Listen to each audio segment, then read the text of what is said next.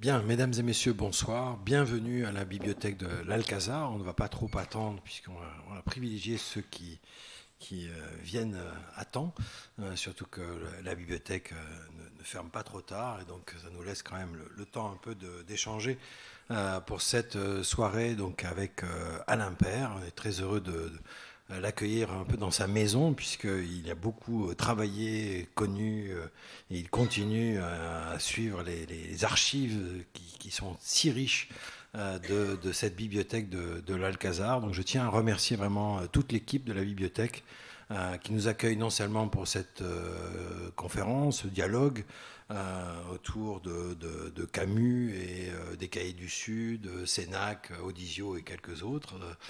Donc avec Alain Père qui avait fait cette magnifique chronique des Cahiers du Sud et qui là comme un élément vraiment de référence. Et donc cette soirée s'inscrit donc dans le cadre de différents rendez-vous que nous avons à l'occasion de l'exposition Albert Camus et la pensée de midi, qui est donc à l'étage de la bibliothèque de l'Alcazar et qui est un projet porté par la région Sud. Et donc je salue là aussi toutes les équipes de la région et de Art Sud qui ont rendu possible cette exposition, qui a eu 3 rendez-vous dans les bibliothèques à chaque fois, à la bibliothèque de Nice, puis à la bibliothèque Chalussé de Toulon, et enfin, pour terminer, je dirais en beauté, ce périple à la bibliothèque de l'Alcazar. Donc merci à tous ceux qui ont rendu possible, parce que Camus à l'Alcazar, c'est pas un hasard, c'est quelque chose qui a lieu d'être au sens fort du terme. On a dans l'exposition, avec donc le co-commissaire Alexandre Alaï-Begovic, enrichi à chaque étape de l'exposition selon les sites, d'abord parce que les documents qui viennent principalement du Fonds Camus sont précieux et donc ne peuvent pas être exposés plus de 3 mois. Et donc on s'est, à l'occasion de cette exposition, appuyé sur le fond de l'Alcazar qui est particulièrement riche. Et donc merci à vous d'avoir comme ça sorti des documents et prêté des documents pour cette exposition. Et puis ce qui était aussi pour nous très, très important, c'est que c'était l'occasion pour la bibliothèque, et donc c'est dans un autre espace. Donc l'exposition Camus et la pensée de midi est à l'étage, et donc dans le hall de près, au niveau 0, l'exposition, il y a une autre exposition qui est là et qui met en valeur les fonds de la bibliothèque de l'Alcazar avec quelques trésors. J'en citerai au moins 2, dont on va d'ailleurs parler ce soir. Un manuscrit non publié de Noce, de Camus, non publié par la Cahiers du Sud, on y reviendra. Une des grandes et rares erreurs du grand directeur des Cahiers du Sud, Jean Ballard, qu'il a j'ai bien lu Alain Père et dû à Gabriel Bertin, qui semble-t-il trouvé le texte trop ogidien. Donc voilà, les Cahiers du Sud auraient pu publier Noce en première, mais ils l'ont pas fait. Mais il y a le manuscrit avec les échanges de lettres de Camus. On n'a pas la réponse de Ballard, je crois, mais en tout cas on a la lettre de Camus. Donc c'était l'occasion de présenter ce document et de se dire que bah oui, voilà, la bibliothèque de l'Alcazar, ce qu'on sait trop peu, il y a des fonds d'une extrême richesse. Et puis une acquisition, je crois, qui est La postérité du soleil, qui est ce livre posthume que Camus avait imaginé avec son ami René Char, et donc avec la photographe Henriette Grinda. Et Camus avait choisi de s'installer en Provence, venait avec Char, son grand ami de l'Île-sur-Sorgue. Il avait résidé dans une maison qui s'appelait Palerme, je crois. Et puis Charles avait aidé à trouver, grâce à... parce que Camus était, comme vous le savez, quelqu'un d'une famille pauvre et peu de moyens. C'est son prix Nobel qui lui a permis d'acheter la maison à Lourmarin. Et René Char l'a aidé à trouver cette maison qui sera malheureusement sa dernière demeure, et il y a résidé moins d'1 an et demi. Mais voilà, il avait choisi de vivre en Provence, d'écrire en Provence, et notamment son dernier texte, Le premier homme, qu'on a retrouvé dans sa mallette, dans sa sacoche après l'accident le 4 janvier 1960. Et on a trouvé donc le manuscrit du premier homme et un texte qui n'a pas cessé de l'accompagner toute sa vie, qui est le gai savoir de Nietzsche. Vous savez que le gai savoir est inspiré de la Gaia Science, du gai savoir des troubadours. Et donc Camus a été toute sa vie accompagné par la figure de Nietzsche. Il avait d'ailleurs, on l'a dans l'exposition, toute sa vie, il avait une photo de Nietzsche sur son bureau. Et donc c'est voilà. Donc, et la pensée de midi, sur laquelle on reviendra, est une expression qui vient de Nietzsche, du grand midi de la pensée, de cette ode à Carmen de Bizet, de cette façon dont Nietzsche a lutté contre un peu cet esprit, de ce qu'il appelle lui-même l'esprit de Teuton, contre Wagner, etc. Et donc il y a un éblouissement du Sud. Un philosophe qui s'appelle Paolo Diorio, qui avait fait un magnifique livre sur Nietzsche à Sorrente, montre combien Nietzsche s'est inspiré de la lumière de midi. Et donc voilà, Camus a puisé beaucoup dans la lecture du gai savoir pour élaborer cette figure de la pensée de midi, qui est un peu le fil conducteur de l'exposition. Et dans l'exposition, écrit que la pensée de midi est une pensée grecque façonnée à partir d'Alger, puisque Camus, comme vous savez, est né à Bellecour, et il dit rien de ce que j'ai écrit n'a pas été inspiré par l'Algérie. L'Algérie est au cœur de sa vie, et on le voit dans le texte du premier homme. Donc c'est un peu donc en écho, en prolongement, en ricochet de cette exposition ou de ces expositions que nous nous retrouvons ce soir à l'Alcazar pour cheminer avec Camus. Et donc il n'y a évidemment aucun hasard de se retrouver ici dans cette bibliothèque. Et je pense que c'est un peu peut-être comme ça qu'on va commencer avec ce lien entre Camus, les Cahiers du Sud et tous les fonds riches comme le fonds Sénac et quelques autres, ou le fonds Audisio, qui existent dans les archives de la bibliothèque de l'Alcazar. Alors peut-être un mot à l'impair, donc peut-être pour présenter quand même les Cahiers du Sud, puisque les amateurs connaissent cette grande revue littéraire, et on sait bien qu'en France, l'histoire est écrite à partir du Nord et à partir de Paris, et qu'il n'y a de grandes revues que parisiennes, alors que les Cahiers du Sud, des années 20 aux années 60, ont joué un rôle majeur et ont publié des textes rares et originaux, dont quelques-uns va vous présenter à l'impair. Donc voilà, quelques mots pour situer cette revue, Alain, et pour ensuite cheminer avec Camus, Sénac, Audisio et je crois Walter Benjamin. À l'impair. Oui, merci Thierry, merci à l'Alcazar de nous accueillir. Alors, moi je vais continuer un petit peu les présentations par rapport à Thierry et puis par rapport à son exposition. Ce qui est très important à mon avis, ce qui est passionnant, c'est qu'on a affaire bien sûr à Albert Camus. Alors Albert Camus, personne ne le présente, c'est un peu un Fred Bogart, c'est un peu Ah oui, il y a quelques images qui donnent à penser que c'est Bogart, effectivement. Une icône parfaite. Et moi, ce qui m'a particulièrement plu, c'est que donc il y a le retour à cette grande figure, mais qu'en même temps il y a l'émergence de plusieurs vies minuscules. C'est toujours ce qui m'a tenu à cœur, et c'est un peu ce qui tient à cœur à notre ami Jean Ballard. Alors, les archives ici, c'est vraiment effectivement quelque chose d'exceptionnel, et je vais essayer d'en donner la preuve tout à l'heure, parce que je peux vous présenter des inédits justement. Il y a une présentation que je ferai tout à l'heure. Gabriel Audisio, par exemple, je l'ignorais, je l'ai appris il y a 15 jours, a fréquenté M. Walter Benjamin et il lui a adressé de très vifs compliments. Ce que je voudrais dire aussi, c'est que j'aimerais qu'on puisse dire que les choses se passent ici au présent. J'étais très frappé par la mort récente de ce monsieur qui s'appelle Maurice Hollander, qui est à mon avis un grand personnage de notre XXIe siècle. Et c'est un personnage qui, toute proportion gardée, mutatis mutandis, me paraît ressembler à Jean Ballard. Maurice Hollander, pour ceux qui ne voient pas tout à fait qui c'est ce monsieur qui a créé chez Hachette et au Seuil une très grande collection qui s'appelle Librairie du XXe siècle, et dans laquelle il y a beaucoup d'auteurs magnifiques. Il y a Jean Starobinski, il y a Georges Perec, il y a Claude Lévi-Strauss, il y a Jacques Rancière, il y a Arlette Farge, il y a Michel Perrault, il y a Pascal Quignard. Et c'est ça qui est intéressant et ce qui me touche, parce que c'est un petit peu ce qui est en jeu quand notre ami Thierry Fifard parle. C'est-à-dire que moi, ce que je souhaiterais, c'est qu'on ne parle pas simplement du passé. Le passé, la mémoire, c'est tout à fait important, ça nous capte beaucoup, mais c'est ce que je voudrais dire aussi, c'est ce que souligne Maurice Hollander à sa façon, c'est qu'il y a une étymologie au mot archive. Archive, je ne le savais pas, je l'ai lu tout récemment en relisant des interviews de Maurice Hollander. Eh bien, ça signifie au départ le commencement. Et je voudrais que l'archive, ce soit quelque chose au présent. Et alors, ce qui est, à mon avis, magnifique... Les archives pour demain.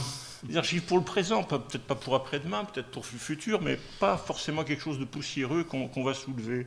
Moi, effectivement, j'ai eu la joie, comme ça, dans les années 90, de travailler sur ce livre sur les Cahiers du Sud, et j'étais absolument enthousiaste, absolument passionné, parce que chaque jour, j'ai passé un an et demi dans les archives. À cette époque-là, c'était très loin, dans d'autres réserves, c'était pas ici. Et chaque jour, je découvrais quelque chose, et petit à petit, l'écosystème de la revue des Cahiers du Sud m'apparaissait. Alors, je compare comme ça Maurice Hollander et Jean Ballard, c'est peut-être un peu présomptueux, c'est peut-être pas tout à fait le sens des proportions, mais si vous voulez, Maurice Hollander, c'est quelqu'un qui a sorti 250 livres. C'était un grand chercheur, un spécialiste du racisme, un spécialiste des mythologies, mais c'était aussi un admirable accoucheur de textes. Et alors, Jean Ballard, à sa façon, c'est un petit peu un Maurice Hollander, parce que Maurice Hollander est une œuvre, tandis que Jean Ballard, finalement, c'est presque rien. Il y a une trentaine d'années, j'ai fait une anthologie des textes de Jean Ballard et j'ai eu beaucoup de mal parce que j'ai péniblement réuni un petit livre de 80 pages. Parce que l'œuvre de Jean Ballard, c'est les 390 numéros de la revue. Il y a 390 numéros des Cahiers du Sud. Voilà. C'est sûr entre 1914 et 1966. Donc c'est un travail d'une longévité exceptionnelle. Il est né en 1893, il est mort en 1973, il s'est arrêté de travailler pour les Cahiers du Sud en 1966. Et donc c'est cette espèce d'héroïsme, cette espèce d'allégresse que je voudrais saluer, parce qu'il me semble que cet artisanat de la revue, cet artisanat de la rencontre, c'est quelque chose qui se pratique encore aujourd'hui.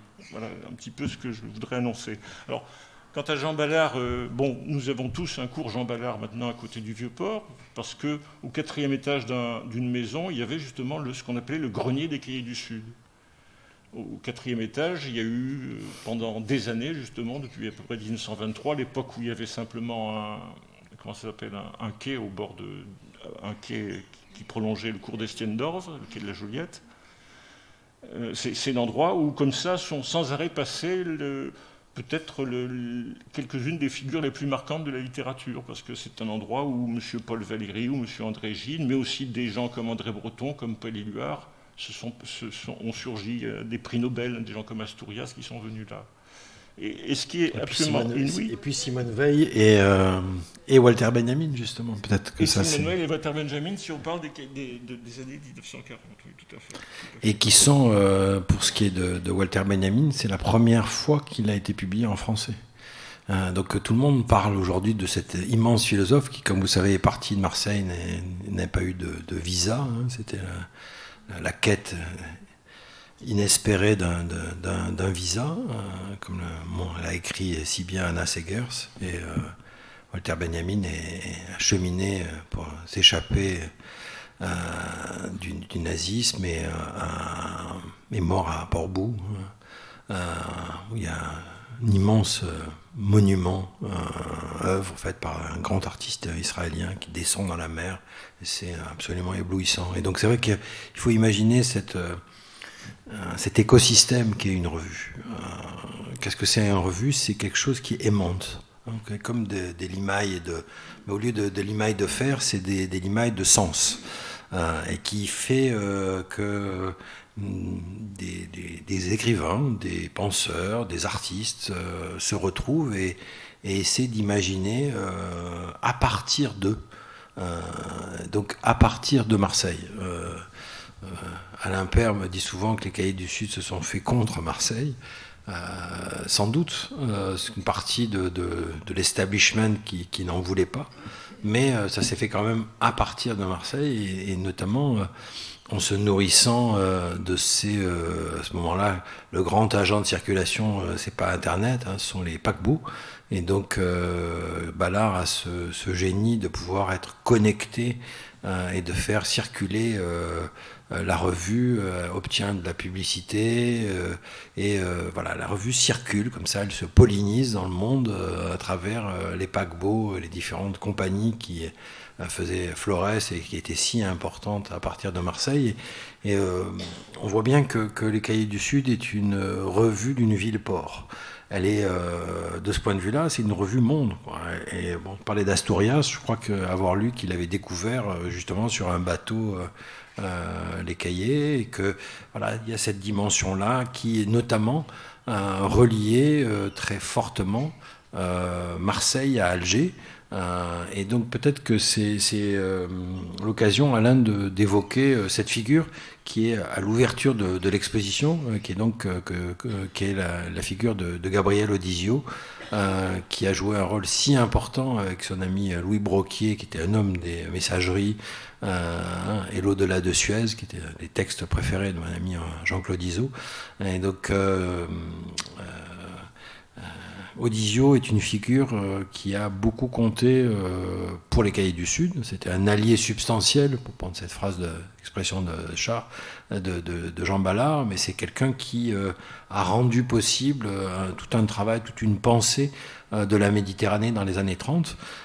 Et je voudrais ici convoquer une figure qui nous manque, qui est un historien qui, je crois, était aussi un peu déclencheur dans cette recherche sur les Cahiers du Sud pour Alain Père, qui est l'historien Émile Temim, historien des migrations, historien de l'Espagne, des anarchistes espagnols, et historien de la Méditerranée. Moi, j'ai eu la chance, puisque j'ai créé une revue dont d'ailleurs le fond est déposé à l'Alcazar, qui s'appelle La Pensée de Midi. Et donc cette revue, Émile Temim en était un acteur extrêmement important avec Bruno Etienne, Michel Guérin et quelques autres. Donc Temim a publié, on avait créé une collection chez Actes Sud, et a publié ce très beau livre qui s'appelle Un rêve méditerranéen, dans lequel il essaie de raconter cette histoire intellectuelle, cette histoire littéraire, cette mise en récit du monde méditerranéen.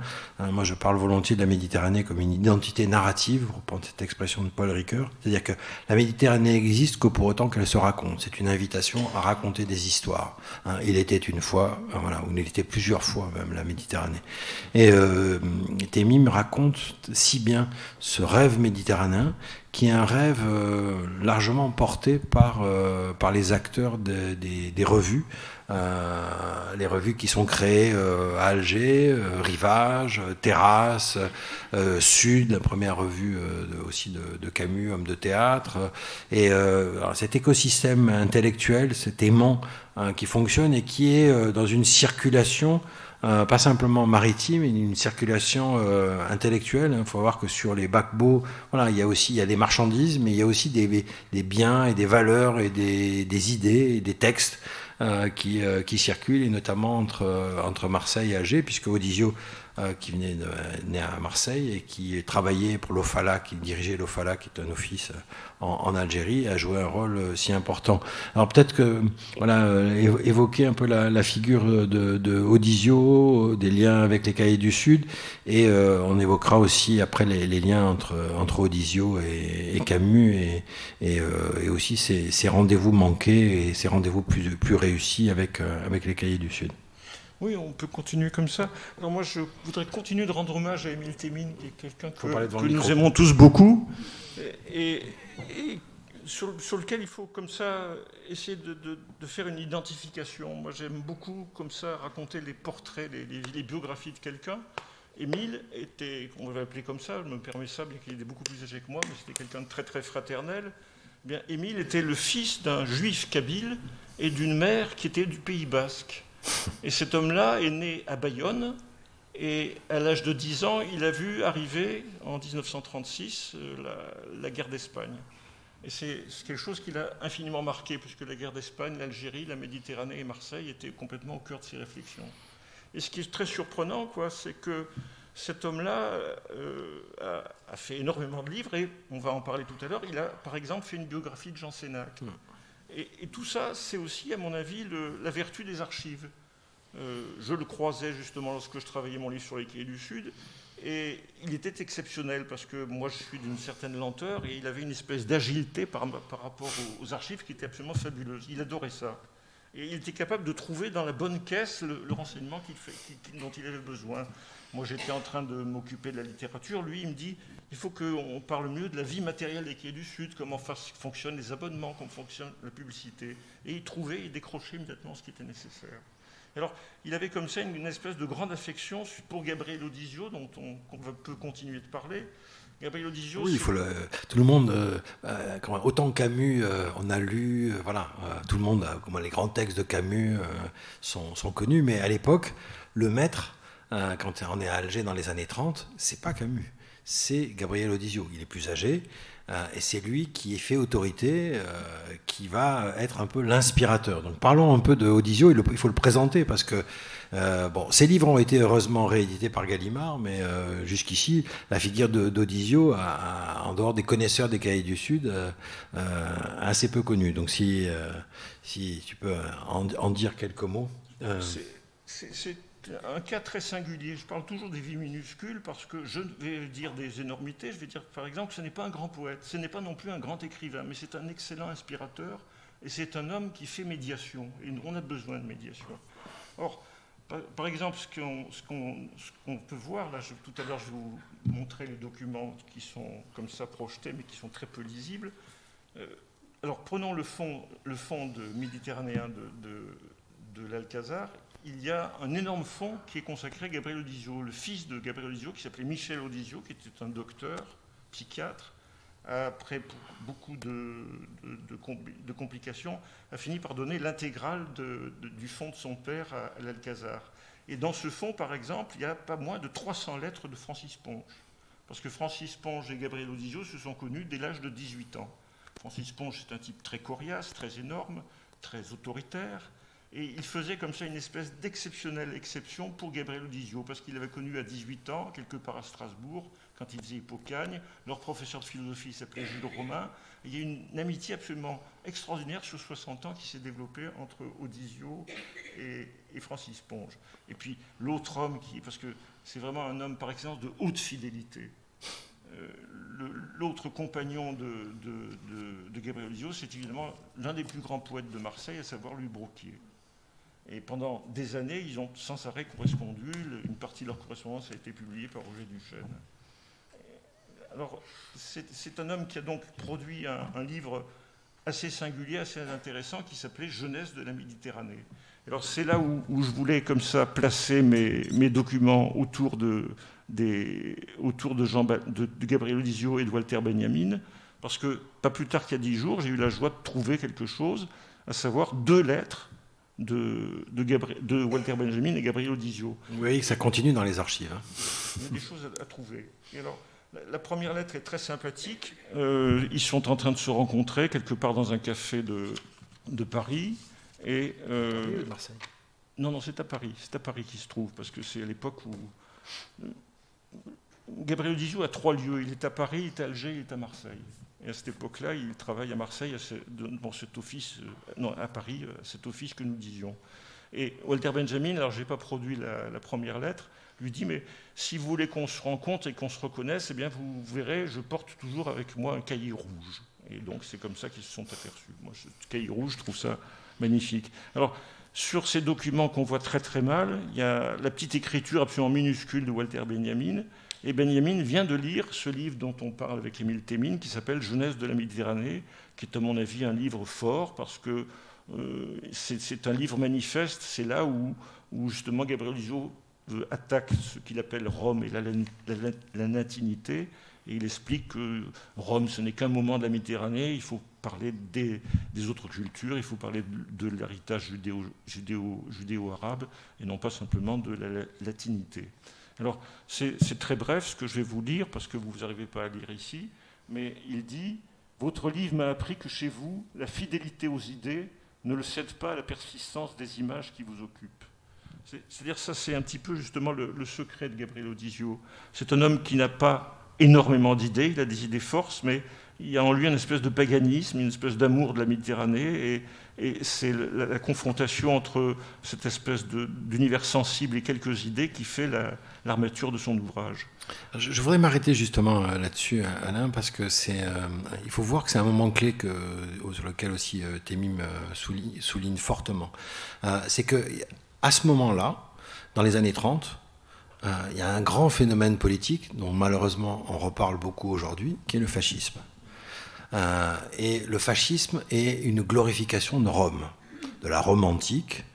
Et les fascistes et beaucoup de textes de Mussolini, de reprise de cette grandeur de la Rome antique, de ce péant et de cette ode finalement militariste, le centurion, etc.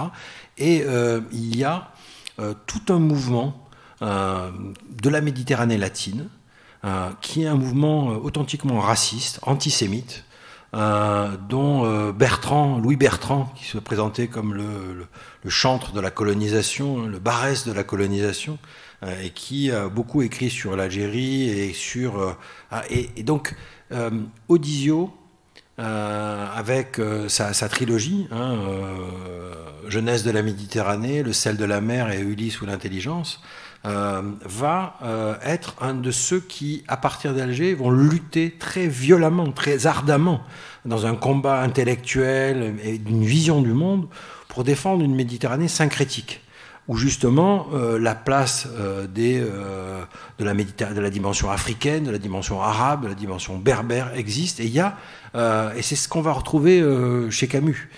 Et donc il y a une confrontation à ce moment-là intellectuelle qui se joue entre Marseille et Alger. Un peu, il y a des mouvements comme ça à Monaco aussi, des conférences, etc. Mais c'est un lieu, voilà, ce que j'appelle la Méditerranée des deux rives.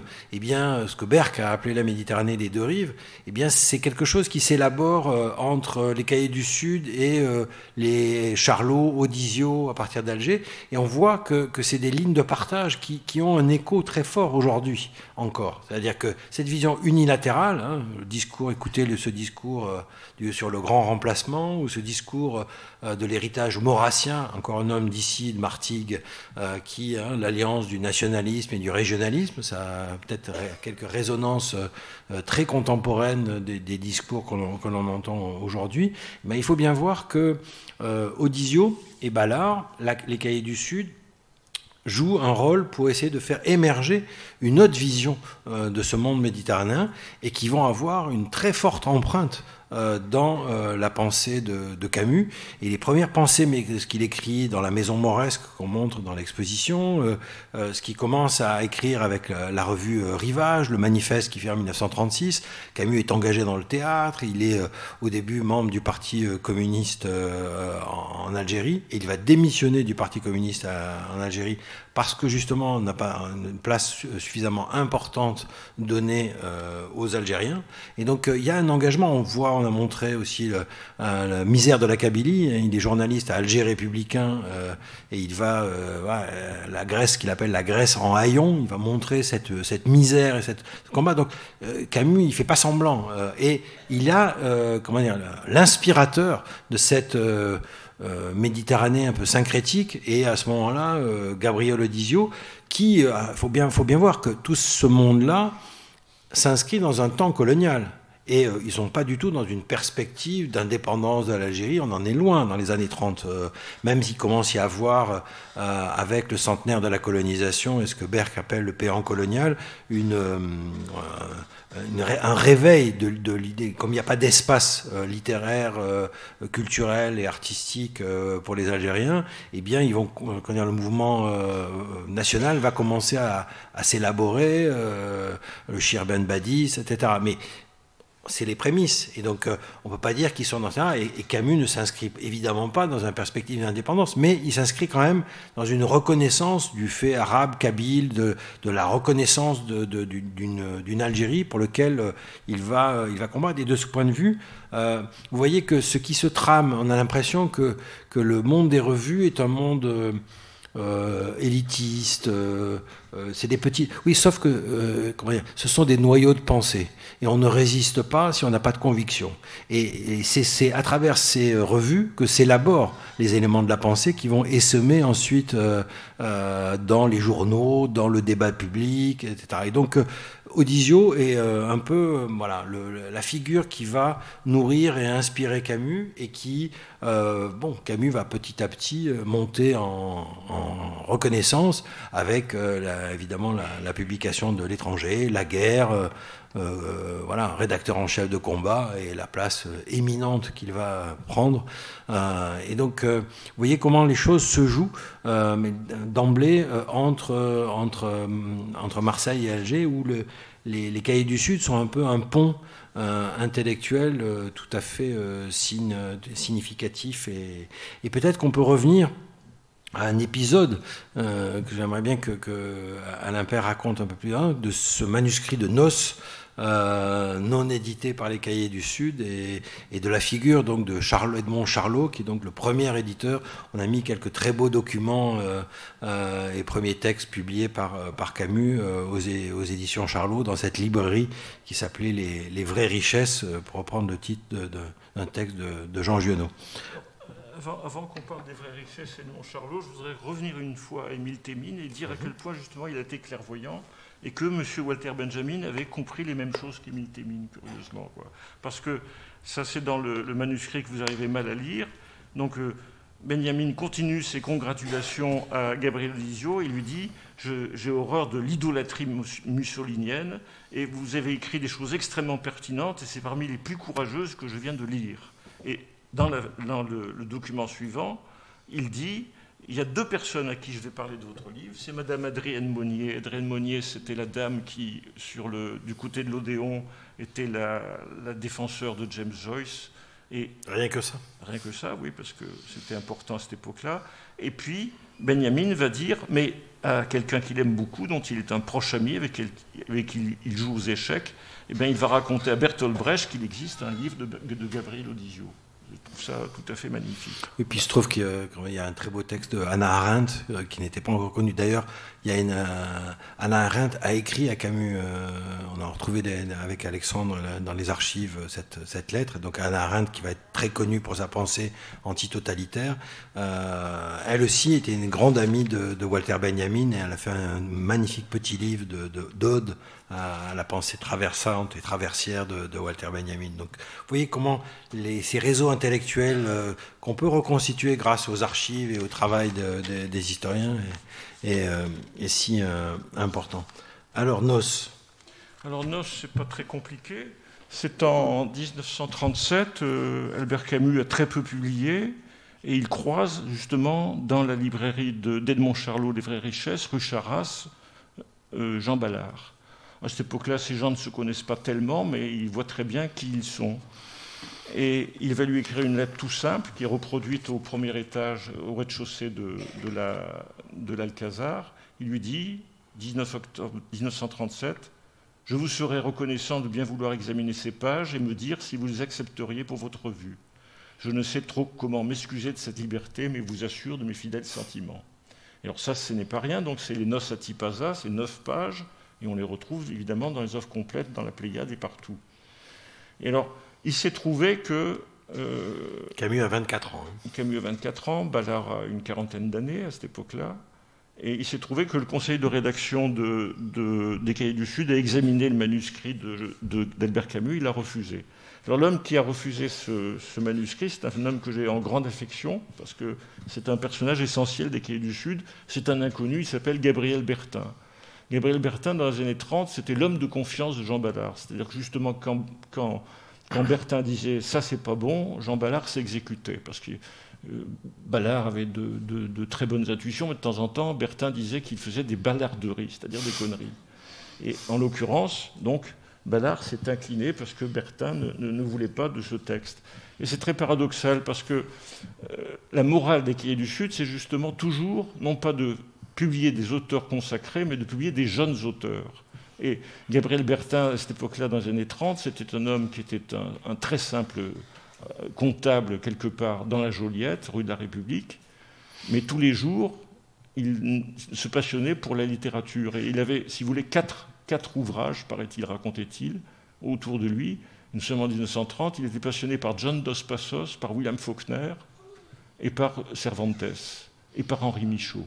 Donc c'était l'homme qui, par excellence, était capable de comprendre que Albert Camus était ce jeune auteur dont il avait besoin.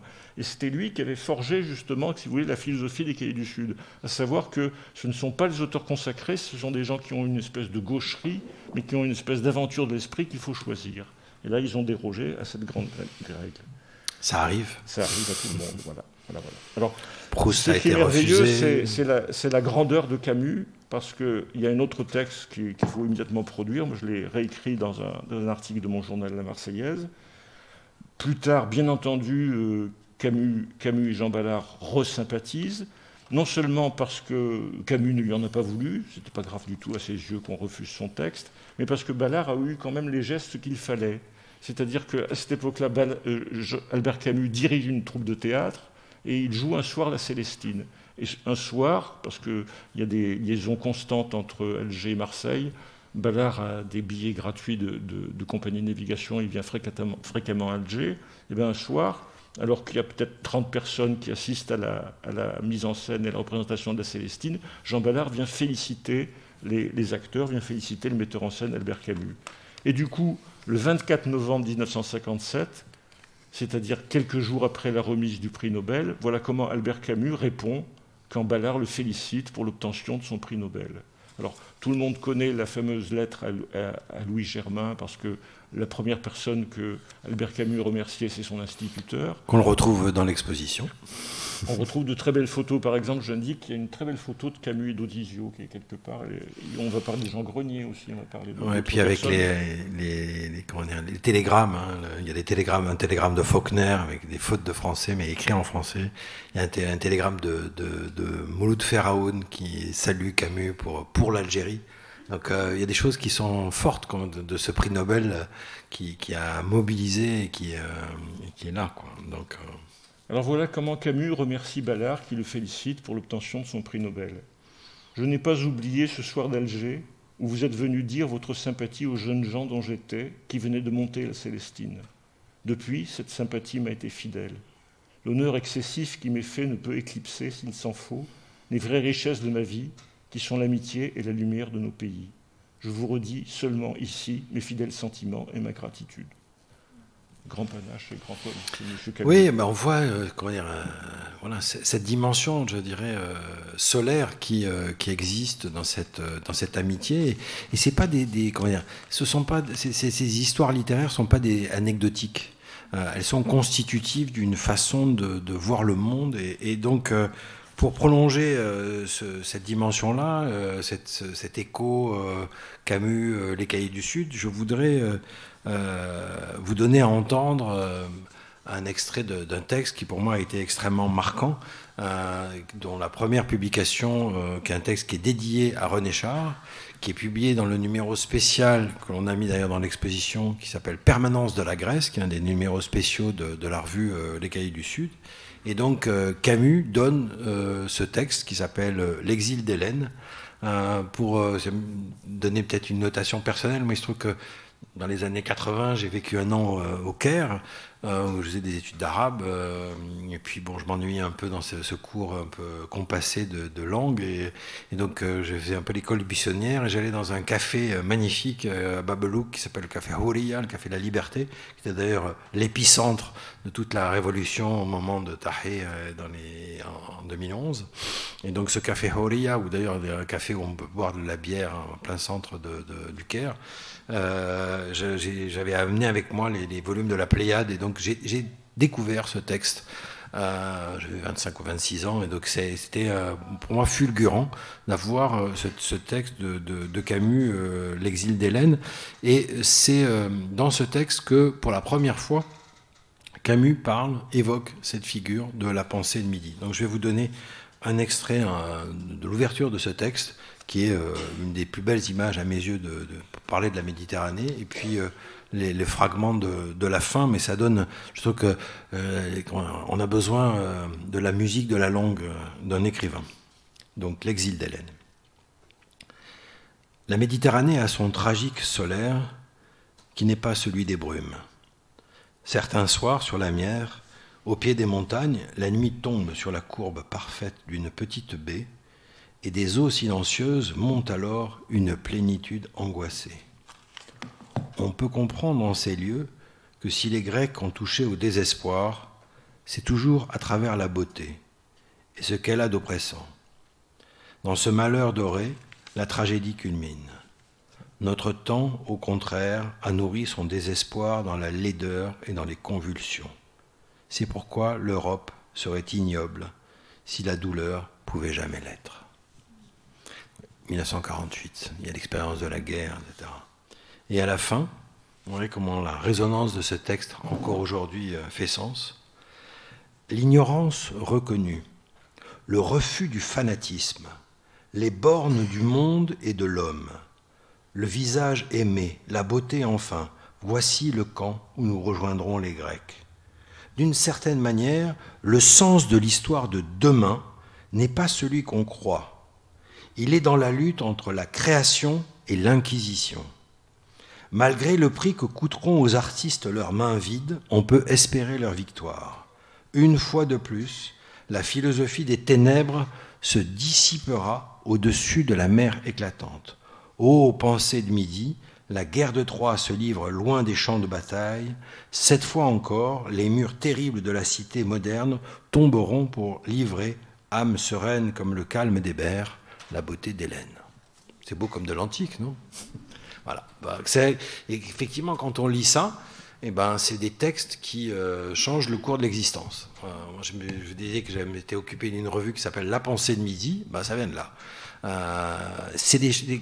Et ce texte de Camus, qui donc dédié à son ami René Char, dont il a publié, on l'a aussi dans la collection Espoir, les feuillets d'hypnose, on a la Méditerranée a son tragique solaire qui n'est pas celui des brumes. Vous avez tout l'imaginaire méditerranéen de Camus qui est pas dans le bonisme méditerranéen, je veux dire, qui est traversé effectivement par ce grand fracas de la mort, de la violence, du tragique, et qui habite très profondément Camus et qu'il va essayer de transmettre au fil de ses textes. Mais voilà, l'exil d'Hélène, à mes yeux, un des textes les plus fulgurants que Camus ait pu écrire pour essayer d'apprivoiser, de raconter, je parlais d'identité narrative, de raconter ce monde méditerranéen. Et donc on a là cette figure de la pensée, cette image, à mes yeux, géniale, de la pensée de midi, qui est une pensée de la mesure, qui est une pensée des limites. Cette exténuante intransigeance de la mesure. Et donc il faut bien voir que pour Camus, la pensée de midi, c'est pas une pensée radicale socialiste, quoi. C'est pas une pensée molle, c'est une pensée vive, c'est une pensée de l'ardeur, c'est une pensée de la tension entre des contraires.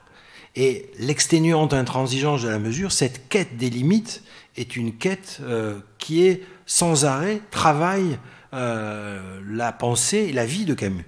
Il cite, il avait mis dans l'exposition, cette phrase de son père, qui est une autre façon d'exprimer la pensée de midi.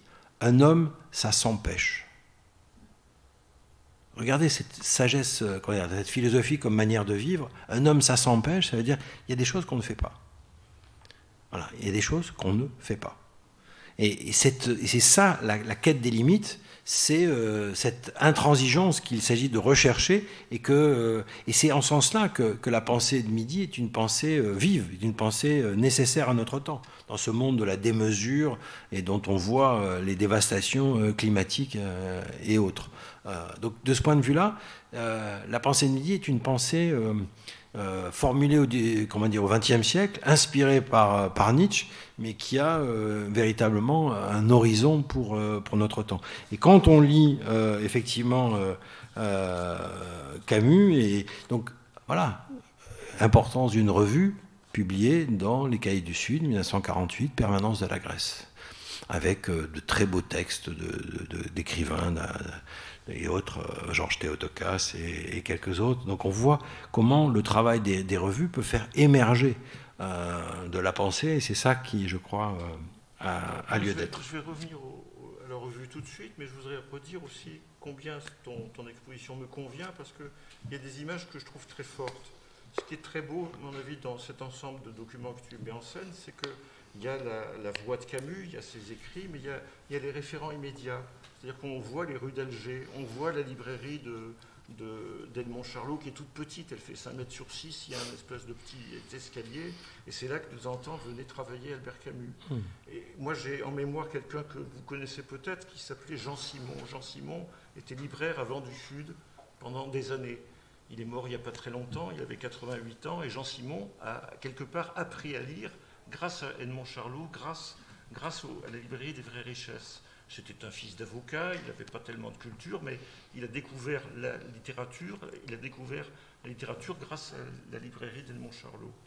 Et c'est ça qui est beau aussi, justement, on se promène dans les rues d'Alger, où bien il y a l'enterrement d'Albert Camus, Lourmarin, et les gens qui accompagnent le cercueil de Lourmarin, c'est des joueurs de foot, c'est des vignerons, c'est pas les intellectuels, c'est pas l'Académie française qui se pointent. Ben c'est là où il était heureux. Hein. Camus disait qu'il y avait 2 grands lieux où il était vraiment heureux dans la vie. C'est au Marbre, avec les ouvriers du lit dans un journal, et qu'il a beaucoup fréquenté comme rédacteur en chef de Combat, et sur une scène de théâtre, à faire répéter les acteurs et les actrices. Évidemment, la figure de Maria Casares qui est là et qui l'a accompagné une bonne part de sa vie et qui était un droit d'aimer sans mesure, comme c'est écrit sur la stèle de Louis Benisti à Tipaza. Donc on a cette dimension-là qui est extrêmement forte. J'aimerais, Alain Père, qu'on parle d'une figure qui aussi traverse l'exposition et qui est importante dans le fond de l'Alcazar, qui est celle de la figure de Jean Sénac. Dire quelques mots sur ce poète, sur l'amitié avec Camus, puis l'amitié et la discorde. Donc je pense que c'est important d'évoquer la figure de Jean Sénac avec vous maintenant. Alors, en fait, c'est un poète que je ne connais pas très bien. Je dois te dire, j'ai regardé le livre qu'a écrit Émile Thémines sur Jean Sénac. C'est une grande figure maltraitée. Ce qui était intéressant de la part d'Émile Thémines, c'était d'aller à la rencontre de quelqu'un de vaincu, de maltraité. Toute proportion gardée, Jean Sénac, c'est un peu Pasolini.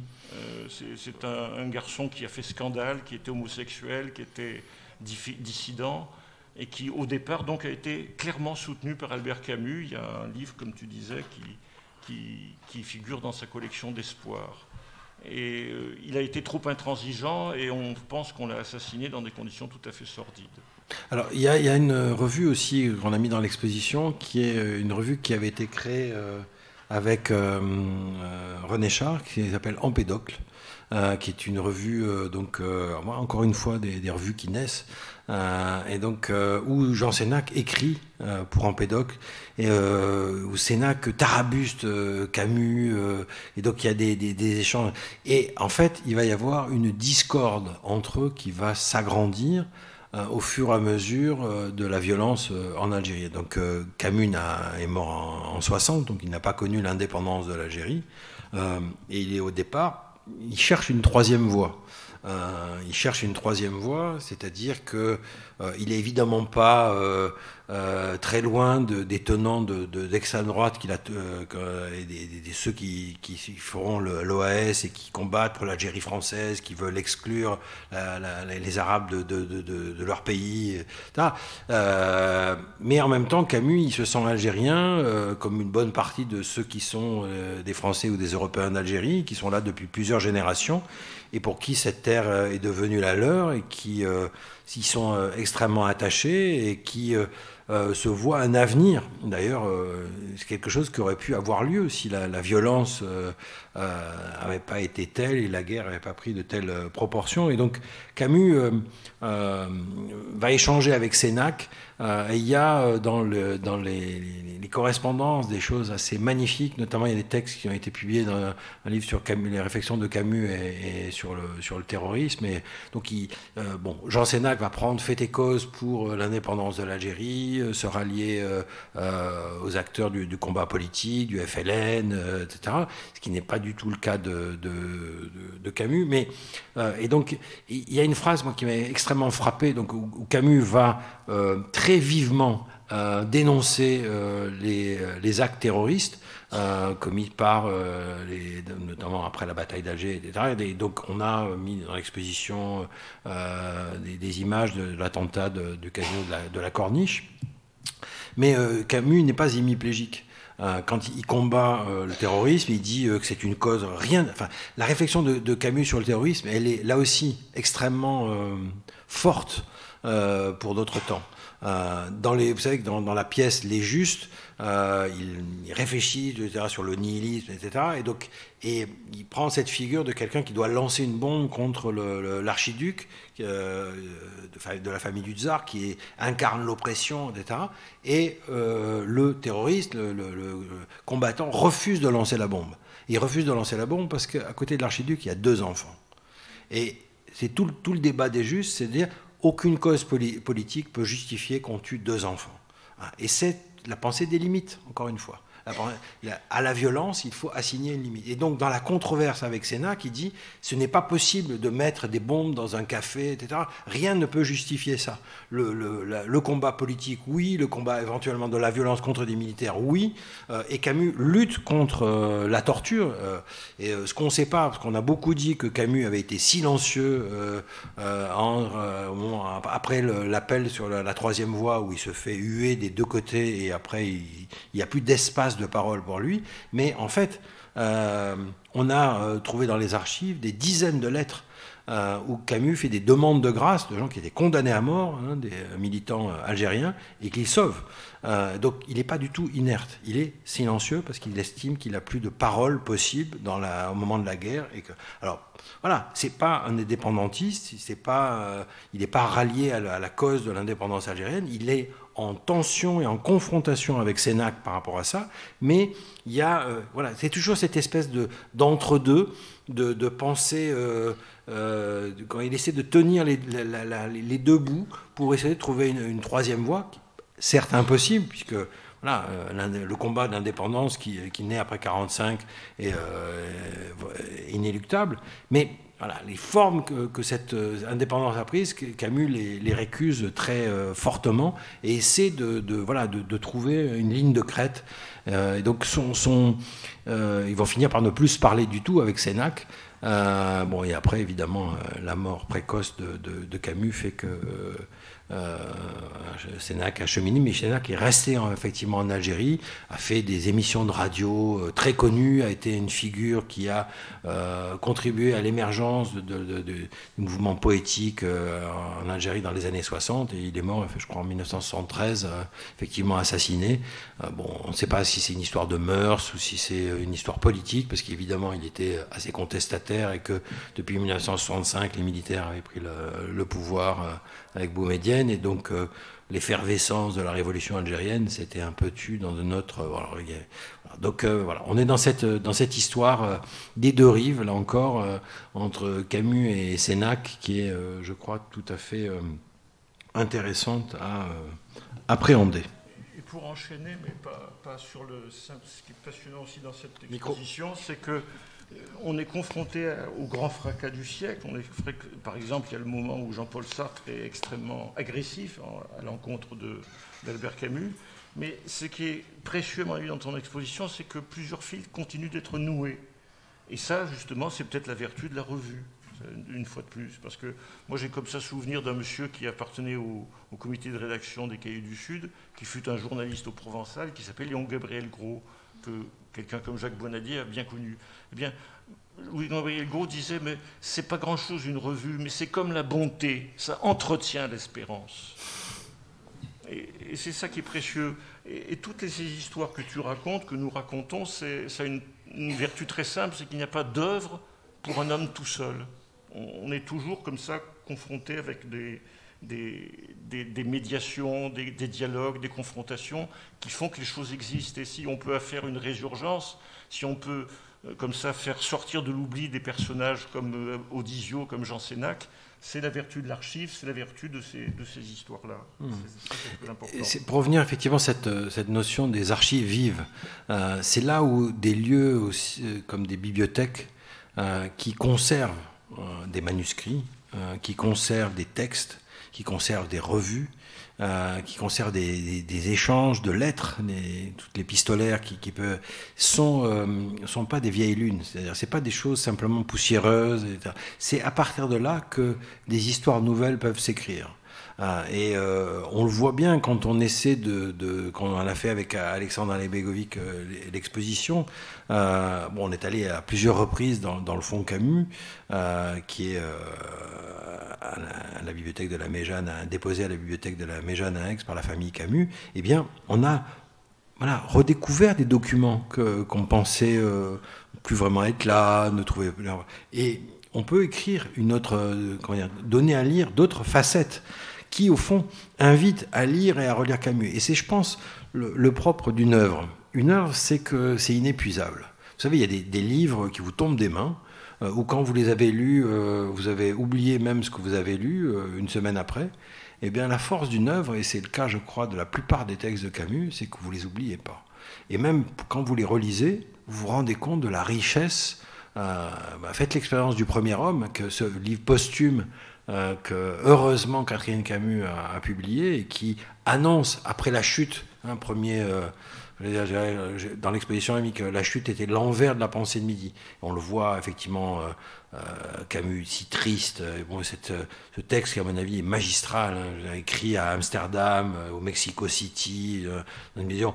On sait par les carnets maintenant qui ont été publiés dans la Pléiade que Camus a pensé au suicide et qu'il a été extrêmement secoué par la controverse autour de l'homme révolté, la controverse avec Sartre, les insultes qui ont été lancées contre lui par les communistes. C'était d'une violence inouïe. On ne mesure pas aujourd'hui comment ça a été violent pour lui. Et lui, en plus, qu'il était méprisé.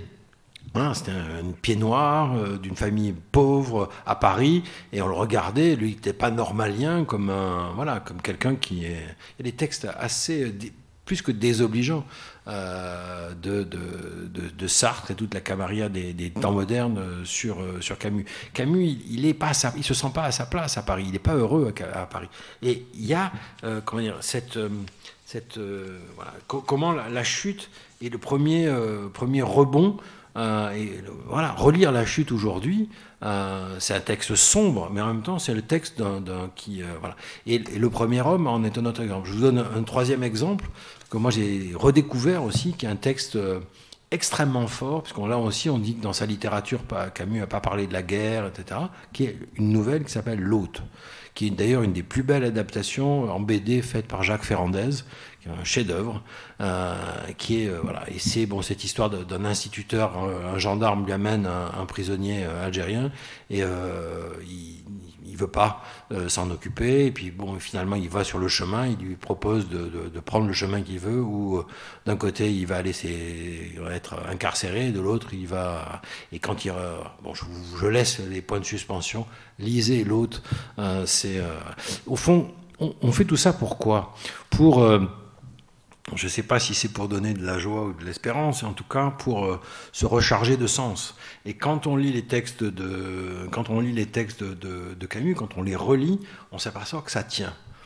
Je ne suis pas très sartrien, mais quand je lis beaucoup de textes de Sartre, j'ai un peu de mal, à part les mots. Et donc, voilà, c'est ça qui me paraît. C'est pour ça que Camus est aujourd'hui l'écrivain français le plus traduit dans le monde, le plus lu dans le monde. Et on l'a bien vu quand il y a eu les controverses et l'incapacité à mener cette exposition Camus au moment de 2013. On croyait que ça aurait une résonance au cas. C'est une résonance mondiale. Dès qu'on touche à Camus, le monde entier en parle. Et donc c'est un auteur, il est extrêmement précieux, et il parle d'une Méditerranée qui est la nôtre. Il a beaucoup fréquenté ce monde, les Cahiers du Sud. Vous avez vu ces échanges avec Jean Ballard, avec Odisio, avec Charlot, avec Sénac. Voilà, tout ça, c'est un héritage, comme dit René Char, c'est un héritage n'est précédé d'aucun testament. C'est des choses qui nous parlent, qui nous rechargent de sens et qui nous redonnent un peu de goût de vivre dans ce monde assez désespérant. Donc Camus, de ce point de vue-là, qui a traversé quand même quelques épreuves pour le moins rudes, est une figure, je dirais, majeure de la littérature et de la pensée. J'ai essayé de vous le faire entendre tout à l'heure, et voilà, que je vous invite à lire, à relire et à redécouvrir. Je ne sais pas si Alain a quelques mots avant qu'on vous laisse la parole. Ça fait un peu 1 heure que l'on parle, et après, vous allez vous lasser. Non, moi je voudrais simplement dire que j'aime quand même beaucoup Jean-Paul Sartre. Bien qu'il fasse des conneries. Mais il suffit de lire la préface à Frantz Fanon pour s'en rendre compte. Bien, écoutez, merci de votre écoute. Voilà. Mais oui, bien sûr.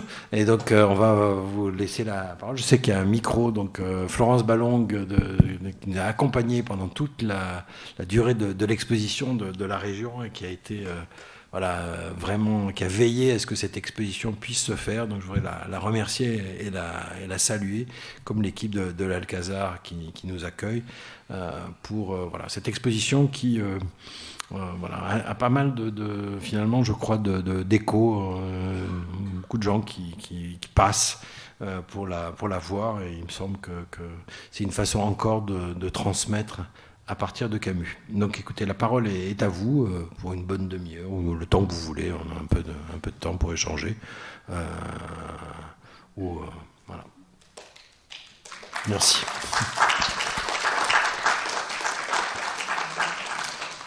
Merci. Le plus difficile, c'est toujours la première question. Je suis sûr qu'on n'a pas été clair sur un certain nombre de choses. Oui, on va vous passer... Attendez, bougez pas, parce que sinon, on va avoir du mal à vous entendre. Merci à Florence de faire circuler le micro.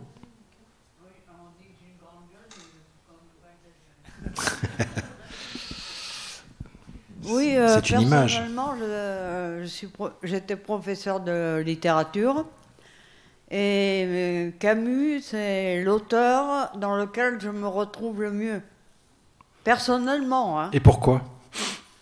À cause de la Méditerranée, du soleil. Ma vocation en première, je suis de lettres classiques, était d'être archéologue en Grèce. Et j'ai lu très tôt Sophocle, etc. et tout. Et quand j'ai découvert Camus, ça a été une révélation, ces textes sur la Grèce. J'ai parcouru pas mal le Midi, et je suis arrivée à Marseille pour une histoire de travail. Je passais comme ça par la gare Saint-Charles, et puis brusquement je me suis sentie à Marseille comme quand j'étais en Italie ou en Grèce, et non pas comme quand j'étais à Montpellier, à Nice ou à Perpignan. Mystère de la Méditerranée. Oui. Là, je me suis sentie en pleine Méditerranée. Alors, vous avez une question sur Camus ? La lumière, le soleil...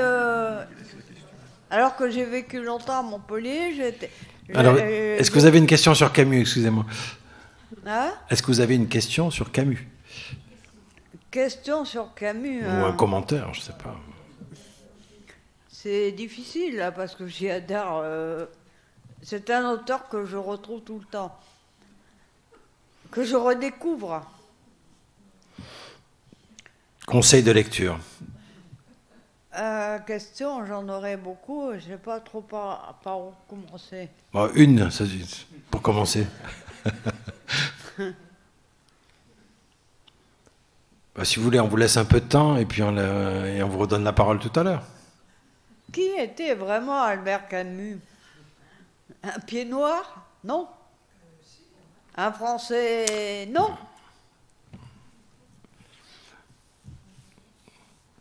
Un Algérien, il se définissait comme un Algérien. Et pourtant, c'est un très grand auteur français, c'est un prix Nobel. Oui, de langue française, mais comme disait une amie, je crois que c'est Balibar qui dit que c'est entre la France et l'Algérie, c'est une nation et demie. Et donc, vous savez, 130 ans d'histoire commune, de conquête violente, il ne faut pas minimiser ce qu'a été la violence de la colonisation et la brutalité qui n'a pas cessé d'ailleurs de la conquête à l'indépendance.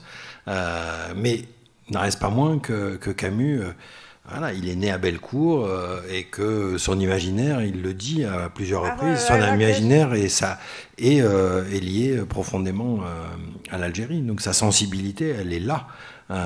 Et s'il est venu vivre en Provence, c'est parce que les conditions, je dirais, politiques, de la violence, de la guerre, et que la contestation, quand il a tenté dans cette histoire de troisième voie, faisait qu'il n'avait plus sa place en Algérie. Mais en tout cas, clairement, sa vie n'est pas à Paris. Donc, qui est Camus, ça, nul ne le sait, même pas lui-même, d'ailleurs, parce qu'il y a une épaisseur de l'énigme. Est-ce que vous penseriez que Camus est un être contradictoire?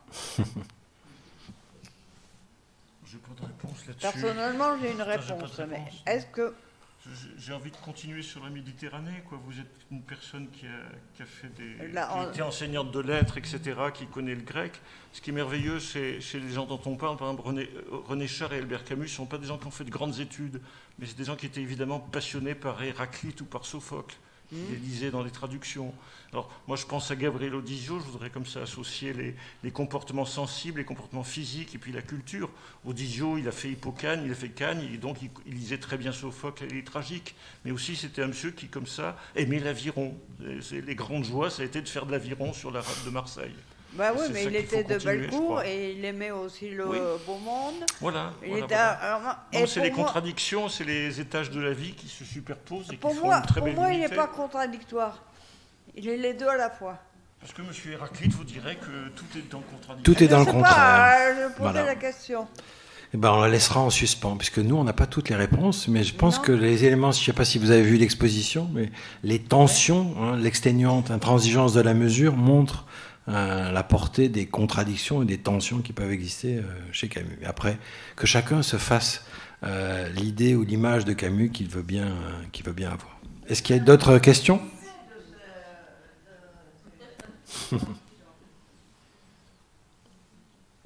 D'autres réactions? Non? Je ne savais pas qu'on avait été aussi lumineux. Juste une petite, est-ce que les cahiers du Sud, on peut les lire à l'Alcazar?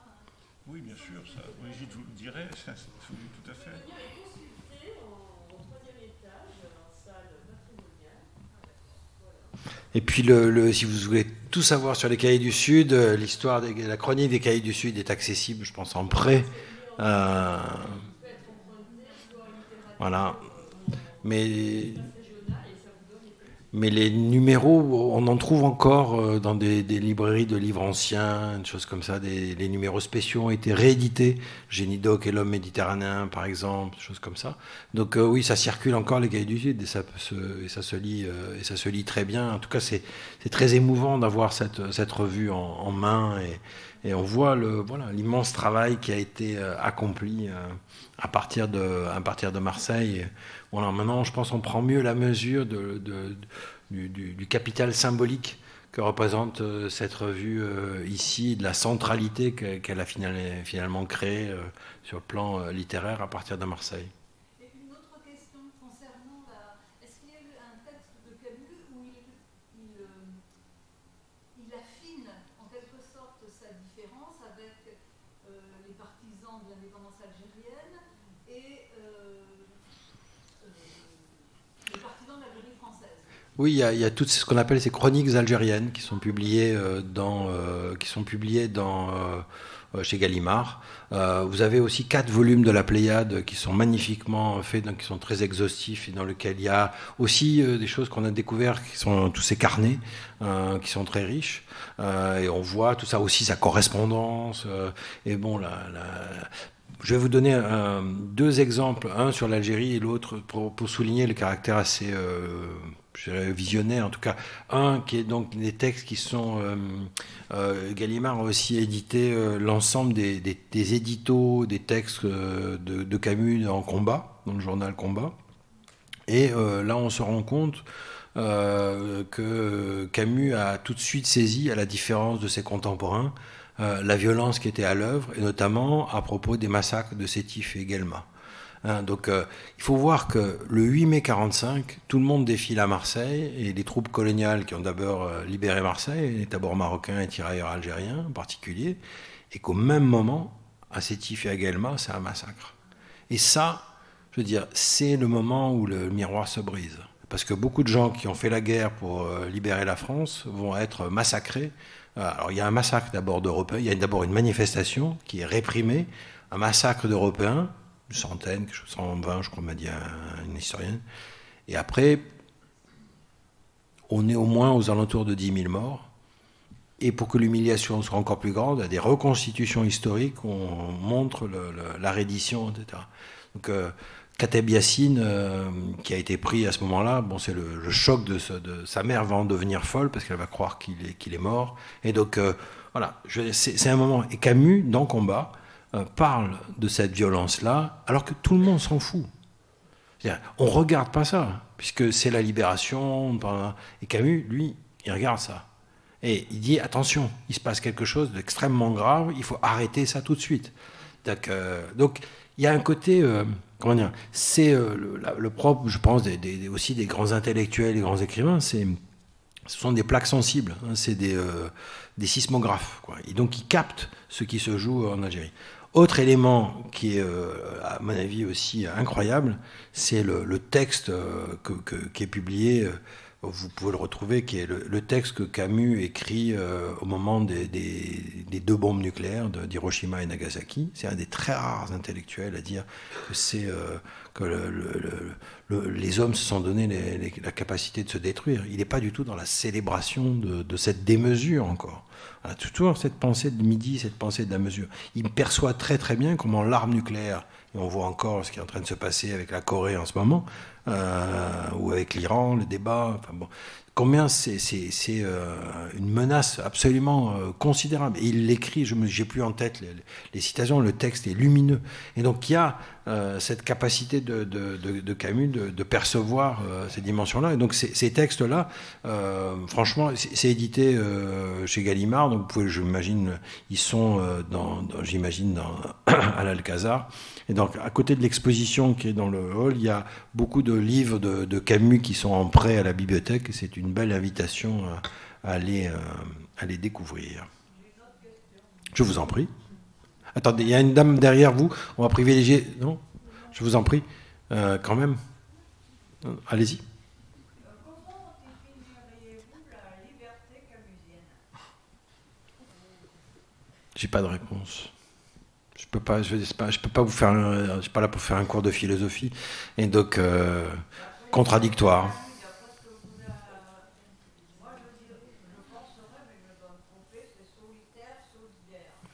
Oui, c'est une des belles expressions qu'il a. En tout cas, ce qu'on voit dans sa trajectoire de vie, c'est la quête de l'autonomie, quoi. Que personne ne lui appuie jamais sur qu'il défende son point de vue sur le monde. Donc et puis bon, voilà. Il faut voir d'où il vient, Camus. Hein. Donc, il faut voir d'où il vient. C'est aussi ça qui est quand même exemplaire. Oui. Il y a une question. Non, vous n'avez pas levé la main? Non, c'était juste. Je pense que je sais la réponse, c'est évident. En fait, je ne connaissais pas du tout la revue. Je ne connaissais pas du tout la revue. La réponse, je pense que c'est clair. La revue était tirée à Marseille, c'était imprimé à Marseille. Oui, ça, les Cahiers du Sud, oui. Oui, voilà. Oui, absolument. Oui, voilà, désolé. C'était juste tout simple. Quel niveau d'études il avait? Parce qu'il était d'une famille très très pauvre. Camus, Camus, on l'a montré dans l'exposition, son professeur, en dehors de Monsieur Germain, qui a convaincu sa famille il a fait des études supérieures de philosophie. Il a un diplôme supérieur d'études de philosophie, et donc c'est Jean Grenier qui était son professeur en Cagne, et donc voilà. Mais à cause de la tuberculose, Camus n'a pas pu présenter les concours.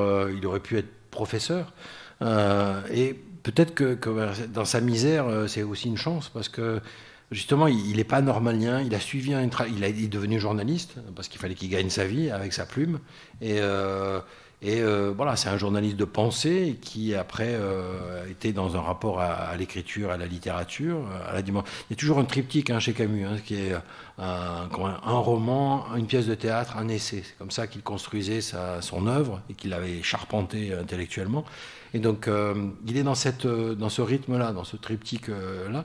Et c'est effectivement, comme le soulignait Alain Père tout à l'heure, comme René Char, c'est des grands lecteurs, c'est des gens qui se sont formés aussi une grande partie par eux-mêmes. Mais Jean Grenier, qui avec Louis Germain a énormément compté, est celui qui l'a poussé à écrire, lui a donné confiance pour écrire. Et petit à petit, il trouve son style. Mais bon, dès Noces ou L'Envers et l'Endroit, vous avez du grand, à mes yeux, du grand Camus. Hein. Donc voilà, ça, le style c'est comme la main d'un artiste. On ne sait pas trop d'où ça vient, mais elle est là. En tout cas, il y a une très belle lettre de remerciement de Camus à Jean Grenier que tu montres dans ton exposition, et où il raconte qu'il a été vraiment décidé d'écrire parce qu'il a lu un livre qui n'est pas un livre de philosophie, qui est un livre d'essai Inspiration méditerranéenne, Les qui îles. s'appelle Les îles. Et Jean Grenier est un écrivain très attachant. Par exemple, il a écrit un livre que je trouve bouleversant qui s'appelle Sur le mort d'un chien. C'est un garçon très... Oui, il est beau, c'est très beau. Voilà, oui. Attendez, madame, il y a peut-être d'autres questions. Bien. Oui, je vous en prie. Si... Je ne sais pas si peut-être qu'on entend. C'est juste une petite remarque. Moi, ce qui m'avait. Je trouve qu'il y a aussi la simplicité. Parce que là, il y a des textes difficiles. Moi, ce qui m'avait. C'est mon premier livre. Dans mon premier livre préféré quand j'étais jeune, c'était justement La Peste. Parce que je trouvais que c'était très clair, très simple. En plus, moi, j'habitais en Normandie, j'avais l'impression d'être dans la mer, dans la Méditerranée. Ça m'a beaucoup marqué. En plus, alors, il y a tous les personnages, l'humanité, le docteur, enfin tout. J'ai trouvé ça très simple, très clair. Je l'ai lu plein de fois. Et j'ai retrouvé aussi cette même simplicité, cet accès facile de la littérature avec Le Premier Homme aussi. Moi, j'ai l'impression aussi d'être la femme qui va accoucher, tout ça. Je trouve que c'est extraordinaire. Et c'est pas que donc des textes quand même assez difficiles. Là, il y a aussi une facilité. Enfin, moi, je suis... c'est tout le magistral travail sur le style de Camus. Et puis, cet art de faire image. Parce que la peste a énormément de résonance. Et vous savez qu'avec le Covid, il y a un livre qui s'est vendu à nouveau dans le monde entier. Qui est aussi une métaphore de la résistance. Donc voilà, c'est la capacité de grands écrivains à créer une sorte de mythe. Et c'est vrai que on sent dans Le Premier Homme une maîtrise. Et Camus, qui à un moment, quand il a le prix Nobel, d'ailleurs, il dit qu'il est écrasé parce qu'on a l'impression qu'on lui met des clous sur son tombeau, parce qu'il est très jeune encore pour avoir le prix Nobel, que son œuvre est finie. Et ça a été un ardent combat pour se mettre. Il l'écrit beaucoup à Lourmarin, d'avoir retrouvé cet élan et cette forme, et qui est effectivement extrêmement épuré, mais il y a à mes yeux, c'est vraiment un chef-d'œuvre, le Premier Homme. Et on sent que notre Camus s'annonçait. Même si elle n'abolit pas ses précédents textes, loin s'en faut, mais voilà. Mais bon, malheureusement, l'accident à 44 ans l'a stoppé net, et comme disait sa mère, c'est trop jeune. Et pourtant, il y a 4 volumes de la Pléiade, et donc voilà, c'est assez exemplaire. Mais écoutez, merci beaucoup de votre écoute, bonne soirée, et faites connaître Camus. Merci Alain Père.